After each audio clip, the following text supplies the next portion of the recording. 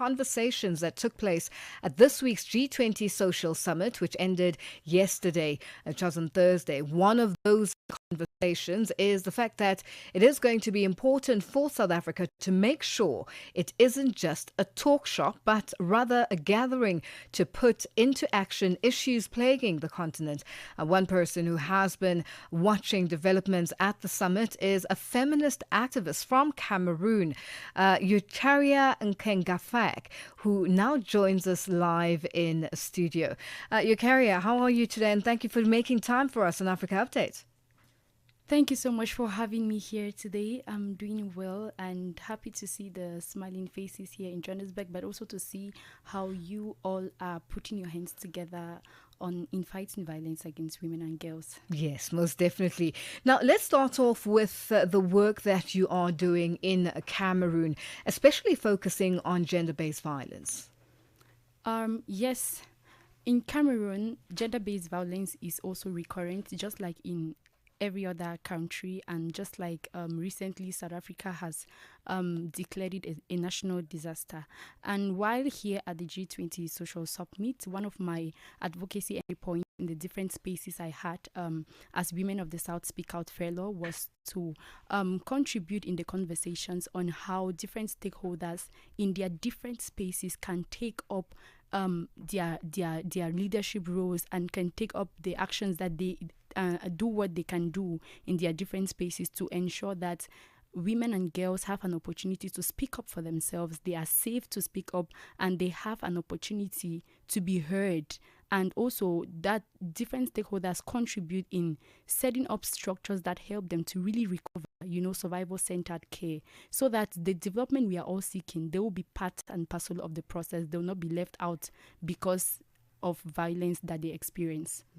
Now, what was your impression of the summit and what were you hoping to come out of it?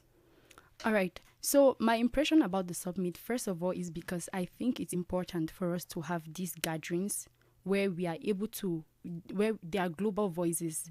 Because before the summit, we had briefing sessions on WOSO Fellowship about what the summit is about, and also about how President Cyril Ramaphosa is wanting to make sure grassroots voices are actually heard. So during the summit, in the engagement sessions like the W20, we had a session where we talked about violence against women and girls, and it was just not me. So this voice is not just my voice, but it's a representation of the voices of a lot of women from West, from East, from Central and Southern Africa during this fellowship, where we had a common ground and a common understanding that violence against women and girls, gender-based violence, is something that is happening in each and everyone's country.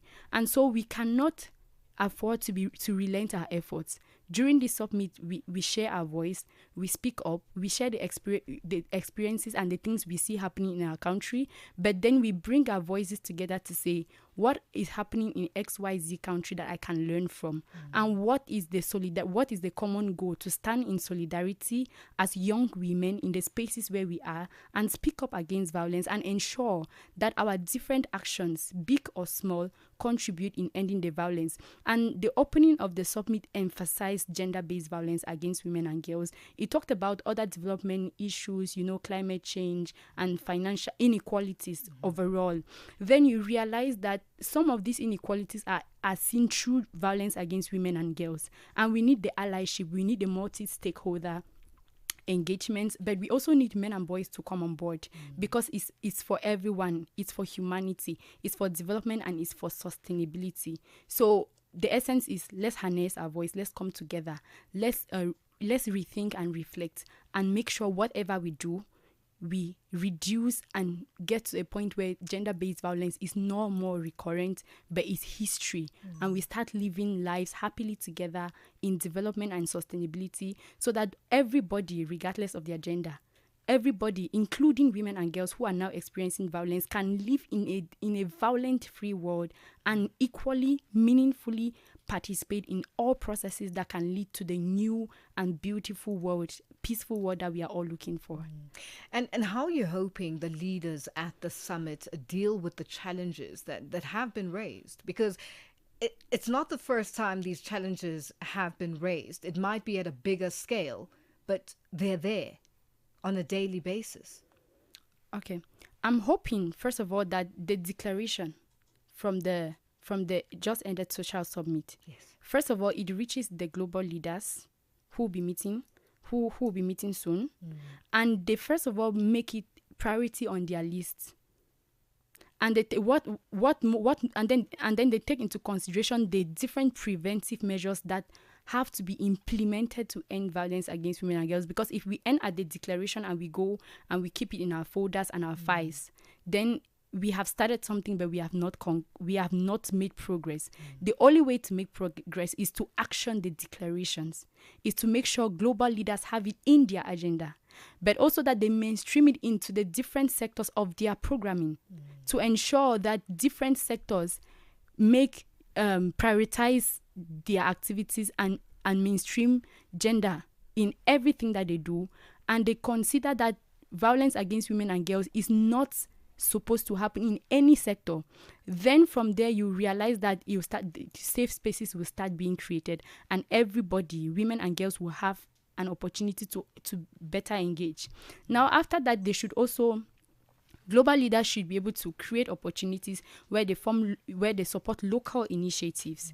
Because from the grassroots levels, the leaders cannot do it alone. We are talking about solidarity and collective action. So while they are mainstreaming it, they are looking at how they will take it to the grassroots levels, and they do it in a collective way and give everybody a voice and a chance.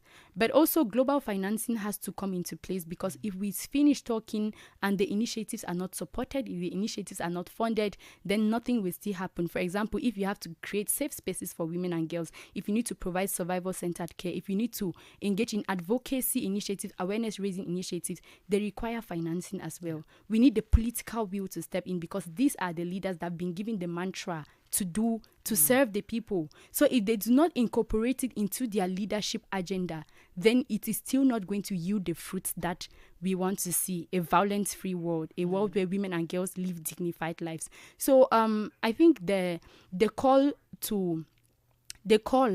by the president of South Africa, tagging gender-based violence and femicide against women as a national disaster is something that is not only a South African issue.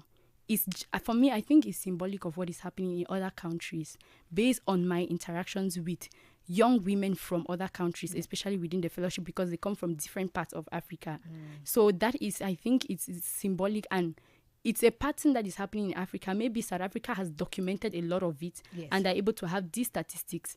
But other countries have these same patterns running through the systems. So I feel like this is a good practice. Let's replicate it and let's action it.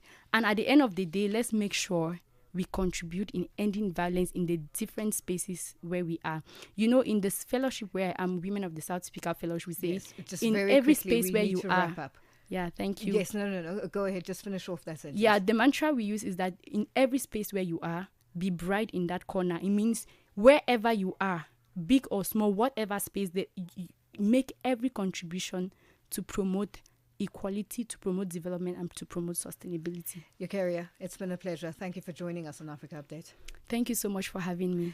Feminist activist from Cameroon, Eucharia Nkengafack, joining us live in studio. Our news headlines up next with Sralani Tulongwepe.